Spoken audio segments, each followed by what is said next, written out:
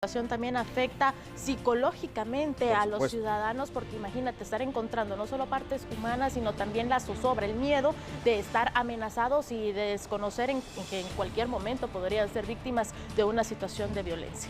Vamos a tratar de consultar ahora a un experto en el tema. Se trata del licenciado Marco Antonio Garavito de la Liga de la Higiene Mental, quien amablemente atiende una llamada a esta hora de la tarde para TN23. Licenciado Garavito, buenas tardes. Buenas tardes para ustedes. Licenciado Garavito, con relación al tema que estamos abordando en este momento, la psicosis o el miedo que se genera dentro de una sociedad ante los constantes hechos de violencia, en este caso muy seguidos, estamos hablando de amenazas, de extorsiones, asesinatos, las condiciones en las que actualmente el ciudadano se tiene que enfrentar y tiene que vivir, cómo afecta esto a la sociedad y también cómo el ciudadano pues tiene que llevar esto día a día a la hora de salir de la casa, de tener este temor de ir a trabajar y de ser posiblemente víctima de un asalto, una extorsión o algún hecho de violencia. Bueno, miren, primero partamos de que el tema de los asesinatos o las muertes de este tipo en Guatemala son muy recurrentes hace ya muchos años, ¿verdad? De suerte de que los índices de muertes por asesinato, Guatemala tiene de los indicadores más altos de América Latina. No sé si por ahí estará todavía el dato, pero andamos en 39 muertos por día, ¿verdad? Lo que quiero decir con esto es que ese fenómeno, al ser recurrente, ha generado en las personas, en los seres humanos, un proceso de acostumbramiento a la violencia. Porque cuando se dice es que la gente anda con mucho temor, que ya no quiere salir a la calle, yo ya no lo comparto. Porque el tema de la violencia es que como es recurrente y no hay, digamos, elementos como para detenerla, los seres humanos vamos creando procesos de adaptación a esas realidades que en psicología le llamamos desensibilización defensiva. De alguna manera dejamos de sentir, ¿verdad? De alguna manera ya no nos importa un poco lo que ocurre alrededor, porque uno tiene que trabajar, tiene que estudiar, tiene que moverse, y entonces se da ese proceso. El costo de ese proceso, sin embargo, es un proceso de deshumanización, porque de alguna manera uno deja de percibir aquellas cosas que son importantes en el ser humano, y una de las cosas importantes de su vida, ¿verdad?, es su bienestar, el no sufrimiento. De manera que, para decirlo en corto, hemos llegado al criterio de que, bueno, a mí no me va a pasar, o una vez a mí no me pase, pues esto ocurre y yo no tengo ninguna posibilidad de tener un control para que no ocurra.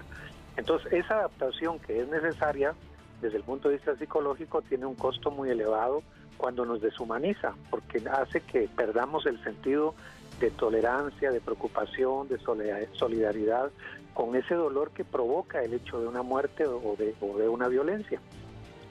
Y finalmente, porque esto es algo que ocurre muy fuertemente en las áreas urbanas, ustedes mismos acaban de pasar unas notas antes de preguntarme, y todas se refieren a la ciudad capital o a la zona metropolitana. ¿Por qué? Porque este es un fenómeno que ha crecido muchísimo. Yo apenas el día de hoy regresé de nuevo, yo trabajo mucho en el interior del país, y uno ve cómo en el interior, en las comunidades rurales, estos fenómenos no ocurren. La vida de la gente es absolutamente distinta. Hay lugares, y ustedes lo saben, pero de eso se habla muy poco. Hay municipios en Guatemala donde hace casi 2 años no hay un muerto por asesinato. Es decir, en este país eso ocurre. Lamentablemente hablamos nada más de las muertes y de lo que ocurre, y no de tratar de entender también que hay áreas geográficas o sectores de población donde los asesinatos no son el común, digamos, no es lo normal. Pero acá, como eso resulta todos los días, de una manera constante, y hablo no solo de los asesinatos, sino otras formas de violencia. Apenas hace unas horas de la mañana que estuvieron unos compañeros de ustedes por acá en la oficina, me enseñaban un video de alguien que en la calle estaba pateando a otra persona tirada en el suelo y la hizo sangrar. No se sabe exactamente cuál era el problema que tenían, pero ahí hay otra muestra de violencia también, en la que los ciudadanos lo vemos y nos hacemos los locos o somos indiferentes. En resumen, creo que el costo psicológico de la violencia que vivimos es un proceso que deshumaniza, es un proceso que nos hace dejar de sentir en relación a estas realidades que deberíamos de cambiar. Licenciado Garavito, hace 20, 15 años quizá el asesinato de una persona parecía una noticia impactante y de hecho provocaba revuelo a nivel nacional. Después de eso, como bien lo ha indicado usted, la sociedad guatemalteca se fue de alguna manera deshumanizando y llegamos al punto en que un muerto pues ya no es noticia, realmente ya no impacta, es solamente otra conversación más y sigamos el día a día. Nos empezamos a enfocar ya, por ejemplo, cuando empezaron a aparecer cadáveres desmembrados, entonces era noticia eso. Luego vinieron las masacres, estábamos hablando de que noticia realmente era solo cuando hablábamos de 6 personas muertas hacia arriba, 3, 4 ya era lo de menos. De esa manera, como usted lo indicaba en este momento, nos hemos ido deshumanizando acá en Guatemala. La pregunta ahora es, ¿cuál es el riesgo de esta deshumanización? ¿Qué viene después de esto, licenciado? Usted tiene razón, digamos, porque la violencia tiene la particularidad, las violencias, ¿verdad? Todo tipo de violencia tiene la particularidad de que funciona como en una forma de espiral, es decir, es una espiral que se abre y en la medida que esa espiral de violencia no se le frena, es imposible detenerla o suprimirla. Por ejemplo, en el hogar, si una pareja en el hogar empieza a levantarse la voz, ¿verdad?, a hablar más fuerte, de repente eso se convierte en maltratar en voz alta y después un empujón y después un golpe y qué sé yo. Entonces la violencia tiene la particularidad que se abre como una espiral. Y en el caso de Guatemala estas violencias se han abierto por muchas razones y uno es el tema de la impunidad.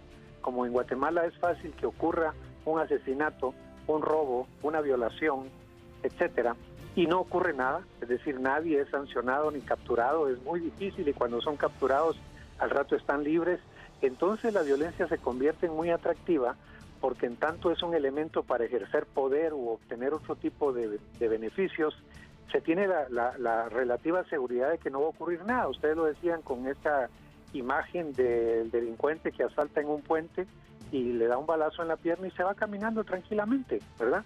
¿Por qué? Porque acá hay una absoluta casi garantía y seguridad que los delitos no van a ser perseguidos y eso ya tiene que ver con la fragilidad de nuestro sistema de seguridad pública, ¿verdad?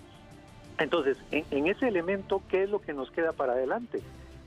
Este proceso de deshumanización que se da en el tema de violencia tiene la particularidad que se va trasladando a otros temas de nuestra vida. Entonces puede ser que nosotros ese factor de deshumanización, de no valores, de no preocupación por los demás, ya no solo tiene que ver con el hecho de violencia, sino tiene que ver, por ejemplo, con mi entorno familiar o mi entorno social. Un ejemplo sencillo de eso es cómo la gente en algunos sectores de la ciudad ha cerrado sus 3 cuadras con una garita y una talanquera para sentirse seguros, cosa que no es así, pero digamos que lo es. Y cierran, independientemente cierran. Pero resulta que esa calle le servía a una anciana que vivía en el otro lado de la colonia para venir a hacer sus tortillas todo el día y ahora tiene que dar una vuelta de 10 cuadras para ir a esa tortillería.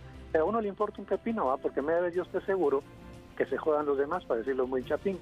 Entonces la deshumanización se traslada a nuestras interacciones cotidianas de vida y se ha trasladado de hecho, y eso es muy difícil, es muy preocupante, porque una sociedad deshumanizada es una sociedad individualizada y cuando somos seres individuales, entonces colectivamente no podemos soñar en hacer un entorno mejor, en un esfuerzo común y colectivo para cambiar esa realidad que nos afecta o para colectivamente demandar que la seguridad funcione, ¿ya? Entonces, si nos individualizamos, lo más seguro es que el caos va a seguir creciendo y el entorno de sálvese el que pueda va a ser la lógica en ciudades como la nuestra.